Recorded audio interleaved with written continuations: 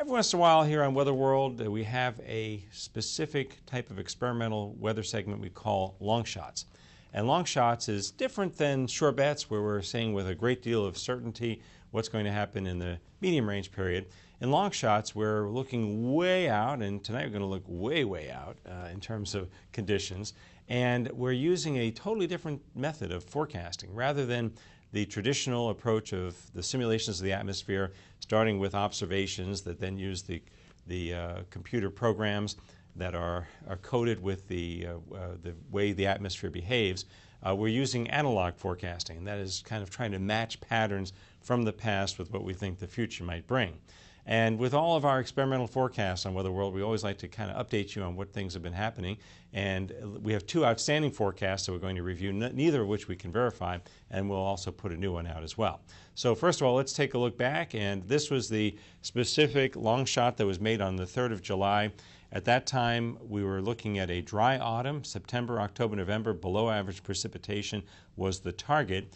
And specifically, we felt if we had one of the 15 driest autumns of record, we would hit the bullseye. Now, of course, autumn's not over because we still have the month of November ahead of us.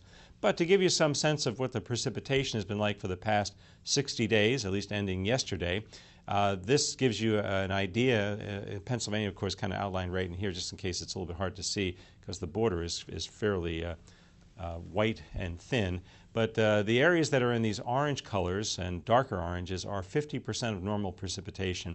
Of course, northeastern Pennsylvania has been doing very well and a little bit along the Delaware River Valley, but otherwise it's been dry virtually elsewhere across the state. So we're kind of on target, at least at this point, for that one, and possibly, depending upon how November plays out, it could end up being one of the 15 driest. So another one that we forecast was looking at what happened during the month of August in the Ohio Valley, and these are the average temperatures in the Ohio Valley, and it was very, very warm. In fact, it was one of the warmest Augusts of record in the Ohio Valley. And then if we followed suit with that and then looked at what the October temperatures were like in Pennsylvania, we found out that there were a vast majority of them were above normal. In fact, some of them were way above normal. In fact, if we then thinned it out even further and looked at the top 6, we find out that 5 of the 6 were well above average. So that led us to the following, which was to say warm October. This was made on September the 11th at average temperatures at least a degree above normal, and of course we know that has certainly happened, and it was going to be one of the top 15 warmest Octobers. Now October, of course, is not over yet, so we're not going to jump the gun and declare victory, but at least the first 28 days of October, this is the departure from normal across the Northeast. These areas that are in these lighter orange colors are indicating around 4 or 5 degrees above normal. Most of Pennsylvania is around 5 or 6, some places 8, near 10 degrees above normal. So I think we're definitely on our way to not only a target, but probably even a bullseye with that one. So here's the tally. We began a new season on the 1st of July, and so far we've had 1 miss, we've had 1 hit the target, and we have no bullseye. So it's hopeful at this particular point that with the 2 forecasts that we're looking at, we will get perhaps a bullseye and at least a target, maybe 2 bullseyes. So that's always good news. Now the next long shot that we're going to put out there, I hesitate to call it a forecast because it's really not exactly a forecast, it's more of an outlook, is going to be looking at the very warm, unusually warm September and October that we've had in Pennsylvania. I don't see it here yet, but I suspect that when we finally get it, it's going to be somewhere up in this range. And we're going to look back at all the other very warm combinations of September and October, these many years in here, and there's a few others around as well. And from that, we're going to see what happened the year following, that is in the following combination of February and March, in 1901, 1972, 1932 are some of those years. So it was 1900, 1971, 1931 were the very warm September, Octobers.